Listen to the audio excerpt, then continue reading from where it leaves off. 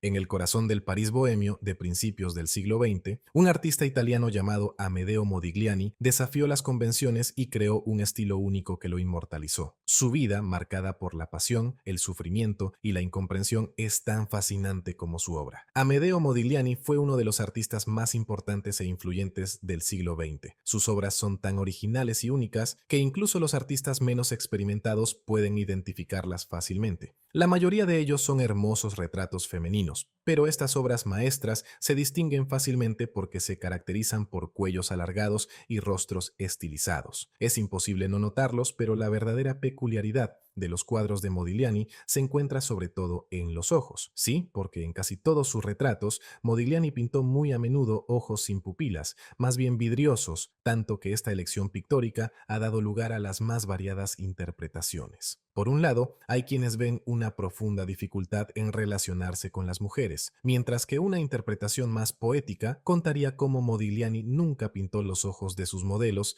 al menos hasta que fue capaz de comprender su alma. Pero ¿quién era Modigliani? Puede parecer una pregunta trivial, pero uno de los aspectos más interesantes de este artista tiene que ver con su vida. Sí, porque Modigliani no solamente murió muy joven, sino que toda su existencia se caracterizó por un estilo de vida bastante intenso, hecho de enfermedades, estudios, amores y excesos. Por esta razón, pasó a la historia como un auténtico artista maldito. ¿Quieres saber más?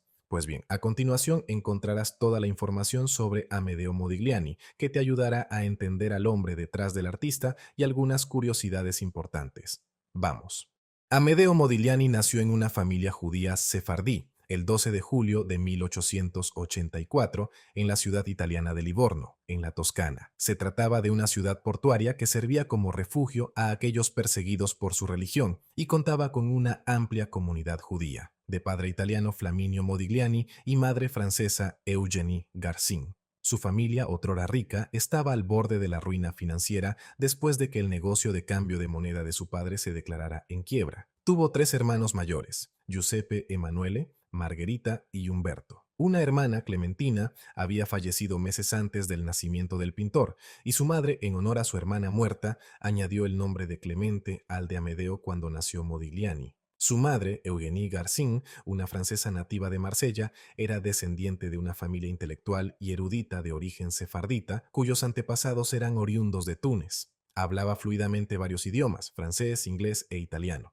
Sus ancestros fueron expertos en los textos sagrados judíos y fundaron una escuela de estudio del Talmud. La historia familiar, rastreada por Eugénie en sus propios escritos, ayudan a corregir los rumores ocasionalmente mantenidos por el propio Amedeo, según los cuales su padre descendía de una línea de banqueros ricos y su madre del filósofo Baruch Spinoza, lo cual es falso. Modigliani siempre quiso aparentar provenir de una familia rica que nunca tuvo. A finales del siglo XVIII, un comerciante Garcin se fue a vivir a Livorno con su esposa Regina Spinoza, cuyo parentesco con el filósofo del mismo nombre no está demostrado. Así, pese a su origen judío, Eugénie, la madre de Modigliani, fue educada en la escuela católica por una institutriz inglesa y recibió una sólida cultura clásica, rodeándose de un ambiente racionalista.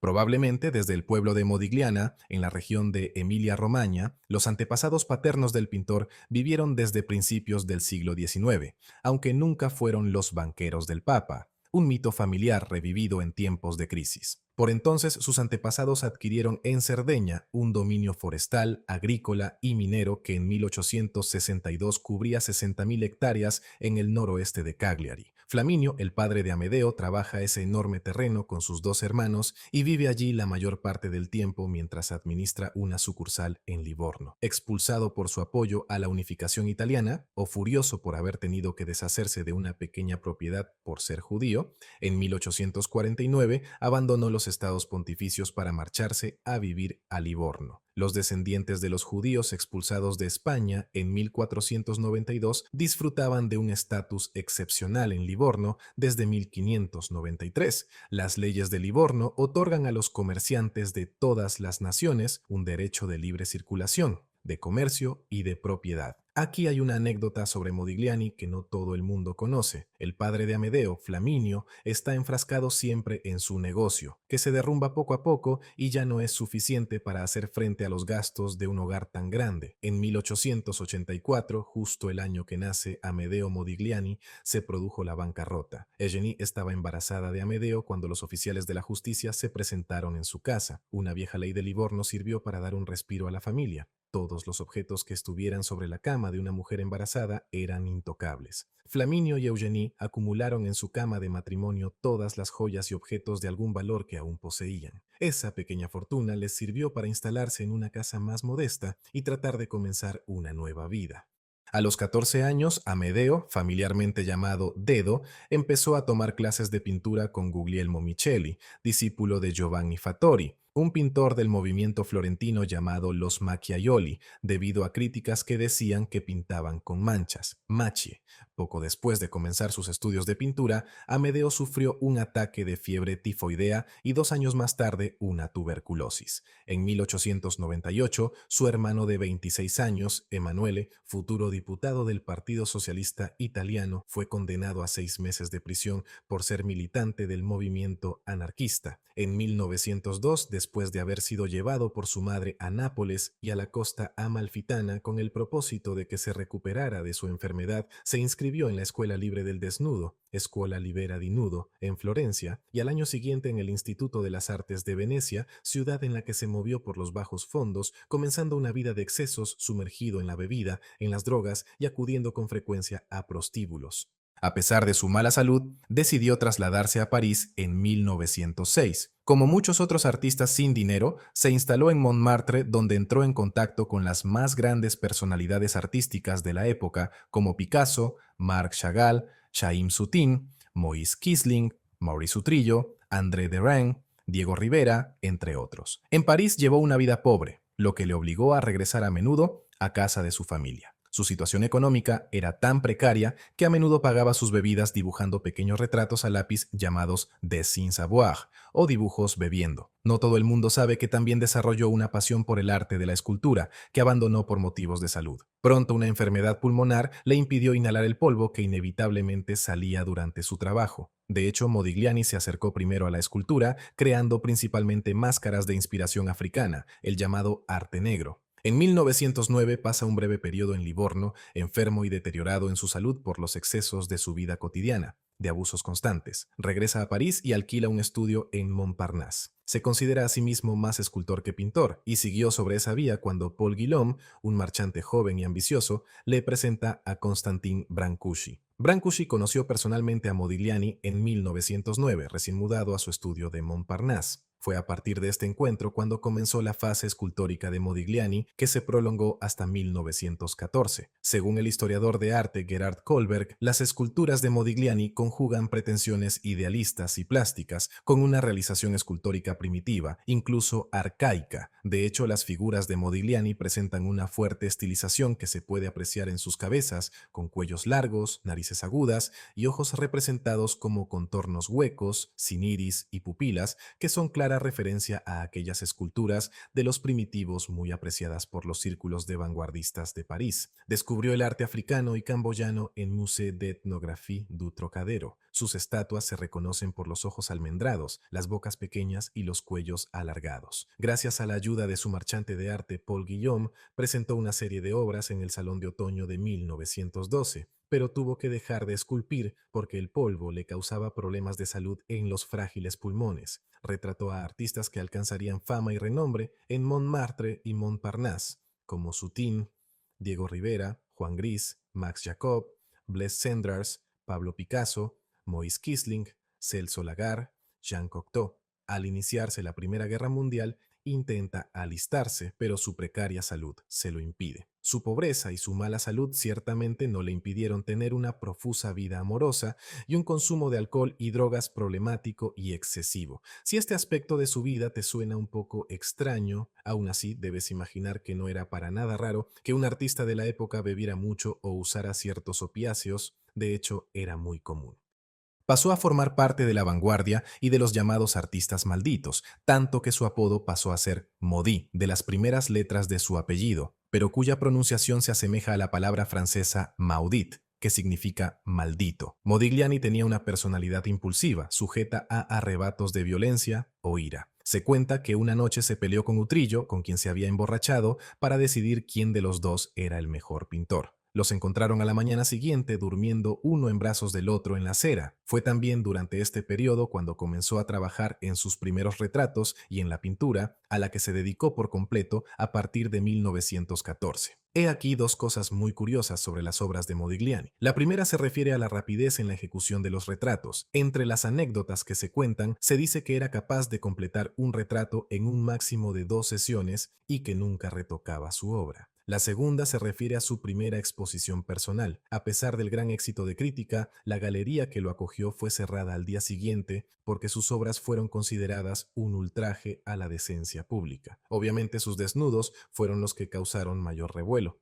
Conocido como Modi por sus amigos, Amedeo emana magnetismo hacia las mujeres. Tiene numerosos romances hasta que entra en su vida Beatriz Hastings, con la que mantendrá una relación tormentosa unos 2 años. Esta le sirve de modelo en varios retratos como Madame Pompadour. Cuando está bajo los efectos del alcohol, es triste y violento como muestra el dibujo de María Vasiliev. Sobrio, es tímido y encantador, le gusta citar a Dante Alighieri y recitar poemas del libro del conde de Lautréamont, Los cantos de Maldoror, Les chants de Maldoror, libro del que siempre tiene cerca un ejemplar. Antes de conocer a Jean Hebuterne, Modigliani mantuvo una relación con Simone Thiroux, una estudiante de medicina franco-canadiense, con la cual tuvo un hijo, Gerard, nacido en 1917, que el pintor nunca reconoció como suyo. Dado en adopción a otra familia y después de una infancia problemática, Gerard se convirtió en sacerdote de una parroquia de un pequeño pueblo cercano a París. Este lo sabía todo sobre su padre biológico, pero nunca buscó notoriedad y murió en el 2004 a la edad de 87 años. Su madre, Simone, había fallecido en 1921 debido a la tuberculosis, como Modigliani, con 28 años de edad en el Hospital de la Caridad en París. La mujer de su vida, sin embargo, fue Jeanne Hebuterne, también pintora y modelo, apodada Noix de Coco o Coco por la belleza de su rostro y su largo cabello castaño. Su relación era tan conflictiva y llena de excesos que sus furiosas discusiones se hicieron famosas en todo el barrio. En 1918 tuvieron una hija, Jeanne Modigliani, nacida Giovanna Hebuterne, historiadora del arte judío y participante activa en la resistencia francesa. Es conocida principalmente por la investigación biográfica de su padre, Modigliani, El hombre y el mito, publicada en 1958. Su padre, sin embargo, no la reconoció. 2 años más tarde, cuando el negocio empezó a mejorar, Modigliani se comprometió a casarse con Jeanne, que estaba embarazada de su segundo hijo. Pese a todo, la mujer vivió con el pintor tanto en París como en Niza y estuvo a su lado hasta su prematura muerte. Debes saber que, desde muy temprana edad, Modigliani nunca gozó de buena salud, que empeoró aún más debido a sus hábitos disolutos de artista bohemio. Había padecido tuberculosis desde niño, y siendo el más pequeño de la casa, fue el más mimado de sus hermanos, mientras que, ya adulto, se vio obligado repetidamente a regresar a Italia o a alejarse de la vida en la capital francesa para recuperar su salud. El más importante de estos traslados fue el de 1918 a Niza y Cagnes, donde Modigliani pintó las únicas obras de paisajes de toda su carrera. Finalmente enfermó de neumonía en 1920 y murió el 24 de enero de meningitis tuberculosa. Hoy Modigliani está enterrado en el cementerio de Père Lachaise de París junto al cuerpo de su amada Jeanne Hebuterne, quien se suicidó al día siguiente de la muerte del artista junto con el niño que llevaba dentro. ¿Por qué Modigliani no pintaba los ojos? Los retratos de Modigliani, caracterizados por grandes ojos vidriosos, son una manera de representar la introspección de sus personajes, el hecho de mirar dentro de sí mismos y no solo mirar el mundo. Un detalle interesante sobre los ojos de Modigliani nos llega del retrato del pintor Leopold Sauvage. De hecho, lo pintó con un ojo vivo y el otro cegado. Cuando su amigo le preguntó por qué lo había representado así, respondió: te pinté así porque con uno miras el mundo, mientras que con el otro miras tu interior. Observando sus pinturas, se aprecia fácilmente su sorprendente capacidad para captar la esencia de los personajes que retrata. No es casualidad que muchas de sus modelos dijeran que ser retratadas por Modigliani era como que te despojaran el alma, frase que dice mucho de la sensibilidad de este artista. Hoy en día las obras de Modigliani son fácilmente reconocibles por sus cuellos largos, pero lo que más te sorprenderá es su forma de representar las miradas. Los ojos suelen ser alargados, oscuros o completamente sin pupilas. Sin embargo, nunca se tiene la impresión de que sus figuras no tengan mirada. ¿Dónde se encuentran las obras de Modigliani? La mayoría de las obras de Modigliani se encuentran en colecciones privadas. Se han adquirido alrededor de un centenar de sus más bellos retratos, desnudos y esculturas que conservan un valor muy elevado tanto desde el punto de vista artístico como comercial. Si te preguntas dónde ver las obras de Modigliani, los lienzos restantes se reparten en algunos de los museos más importantes del mundo, entre ellos el Musée de l'Orangerie de París, la Pinacoteca di Brera de Milán, pero también en Nueva York y Washington.